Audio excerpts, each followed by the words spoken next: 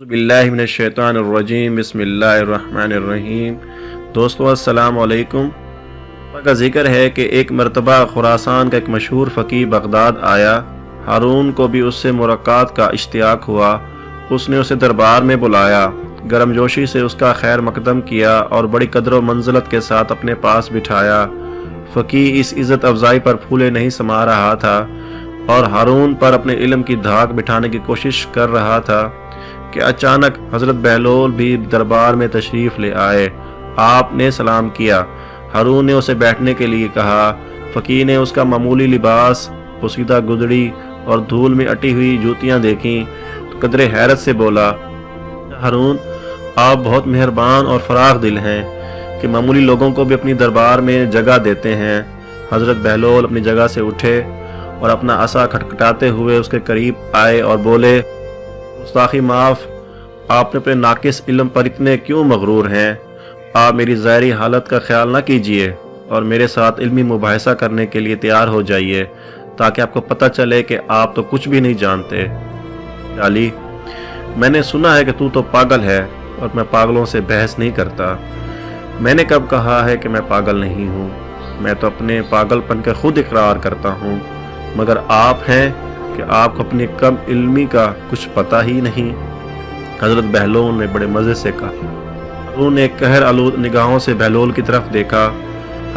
आप खामोश रहें, आपको मालूम नहीं कि ये खुरासान का नामवर फ़कीह है, इसलिए तो मैं चाहता हूँ कि ये मुझसे इल्मी मुबाहिसा कर लें। बहलोल ने इत्मीनान से जवाब दिया। हारून भी इल्मी मुबाहिसों और मुनाज़रों का शाइक था। वो इस फ़कीह से बोला, क्या मुज़ायका है, तुम्हें बहलोल की दावत कबूल कर लेनी चाहिए। तो फिर मेरी एक शर्त होगी। फ़कीह बोला, इजाज़त है, तुम जैसी चाहो शराइत तय कर लो। हारून ने इजाज़त दे दी। फ़कीह बोला, मेरी शर्त यह है कि मैं बहलोल से एक मुअम्मा पूछूंगा, अगर उसने दुरुस्त जवाब दे दिया तो उसे 1000 अशरफियाँ दे दूंगा और अगर ये नाकाम रहा तो मुझे 1000 अशरफियाँ देने का पाबंद होगा। हज़रत बहलोल मुस्कराए। हम फ़कीरों के पास माल दुनिया कहाँ? हाँ, मैं खुद को आपके सुपुर्द कर सकता हूँ कि आप एक ग़ुलाम की तरह मुझसे काम लें और अपनी 1000 अशरफी को पूरी कर लें, और अगर मैं 1000 अशरफी जीत गया तो वो मैं नादारों और गरीबों में तकसीम कर दूंगा। मुझे मंजूर है, और क्या तुम तैयार हो कि मेरा मुअम्मा हल करो? फ़कीह ने कहा। बिल्कुल जनाब, हज़रत बहलोल ने जवाब दिया। आली जां, क्या आपकी तरफ से भी इजाज़त है? फ़कीह ने हारून से पूछा। इजाज़त है, हारून ने कहा। फ़कीह ने अपना मुअम्मा पेश किया। एक घर में एक औरत अपने शरई शोहर के साथ बैठी है। इसी घर में एक शख्स नमाज पढ़ रहा है और दूसरा रोज़े से है। अचानक दरवाजे पर दस्तक होती है और एक ऐसा शख्स अंदर दाखिल होता है जिसके आ जाने से शोहर और बीवी एक दूसरे पर हराम हो गए।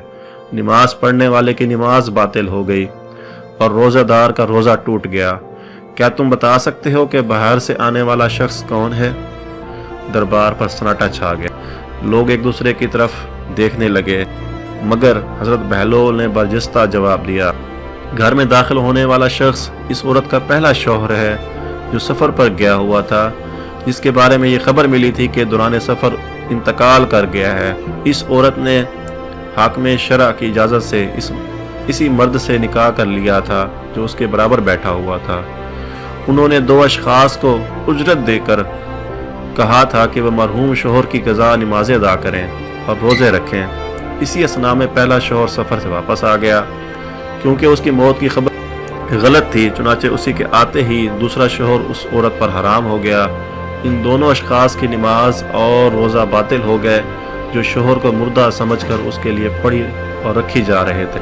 मरहबा मरहबा, बहुत खूब बहलोल, बाज़ औक़ात तो तुम्हारी दीवानगी फराजानों को भी मात देती है। हारून ने सताइश की। बाकी वज़ीर और अमीर भी दादे तहसीन देने लगे।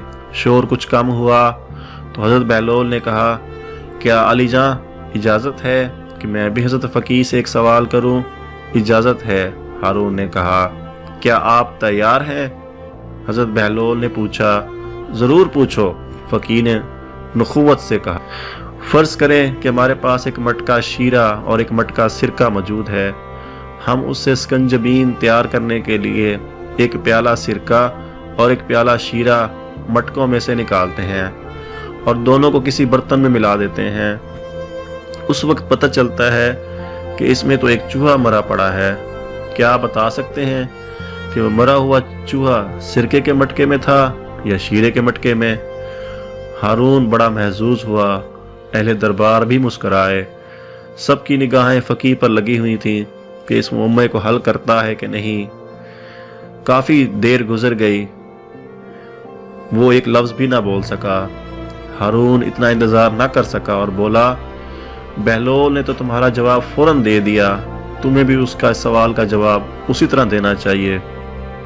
फकीह शर्मिंदा हो गया, उसकी निगाहें झुक गईं। उसे अपने कम इल्मी का इतराफ करना ही पड़ा। आली जान, मैं ये मुअम्मा हल नहीं कर सकता। उसकी पेशानी अर्कलूद थी।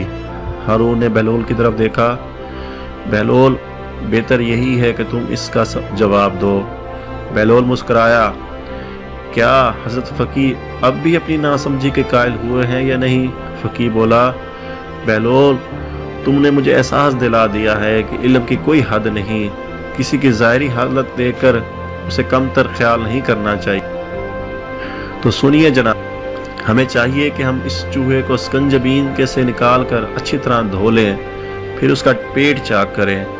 अगर उसके पेट में सिरका हुआ तो समझेंगे कि वो सिरके के मटके में था, और अगर शीरा हुआ तो फिर उसने शीरे में डुबकी लगाकर जान दी थी। लिहाजा जो कुछ भी उसके पेट में हो उस शय के मटके को ज़ाया कर देना चाहिए। अहले दरबार अश अश कर उठे। हारून बहुत महजूज हुआ। उसने बहलोल की तारीफ की। फकीह ने सर झुका दिया और 1000 अशरफियाँ उसके सामने ढेर कर दी। हजरत बहलोल ने तमाम अशरफियाँ उठाई, अपनी झोली में डाली और महल से बाहर निकलते ही उन्हें ज़रूरतमंदों में बांटने लगा। जब वो अपने बसेरे पर पहुंचा तो उसकी झोली खाली थी।